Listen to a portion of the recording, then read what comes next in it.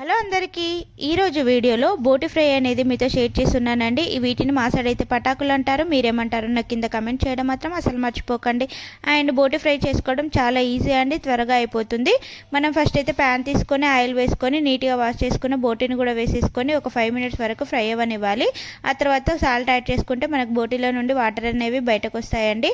ఇప్పుడు ఆ వాటర్ అన్నీ ఇనికిపోయి బోటి అనేది గోల్డెన్ కలర్ వచ్చేంత వరకు అయితే ఫ్రై అవ్వనివ్వాలి. ఆ తర్వాత కొంచెం ఆయిల్ వేసుకొని అందులోకి పచ్చిమిర్చి అల్లం వెల్లుల్లి పేస్ట్ వేసుకొని పచ్చివాసన పోయేంత వరకు అయితే వేయించుకోవాలి.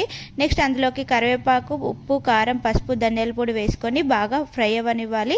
ఇప్పుడు మనము ఇవన్నీ వేసుకున్న తర్వాత ఒక 5 మినిట్స్ వరకు మూత పెట్టుకొని సిమ్లో కనుక ఉడికించుకుంటే మనకు ఎంతో టేస్టీగా ఉండే బోటి ఫ్రై అనేది రెడీ అయిపోతుంది. అండ్ వీడియో నచ్చితే లైక్ చేసి సబ్స్క్రైబ్ చేసుకోండి. మీ ఫ్రెండ్స్ అండ్ ఫ్యామిలీతో కూడా షేర్ చేయండి. రెసిపీ ట్రై చేసి ఎలా ఉంది నాకు కింద కామెంట్ చేయడం మాత్రం మర్చిపోండి.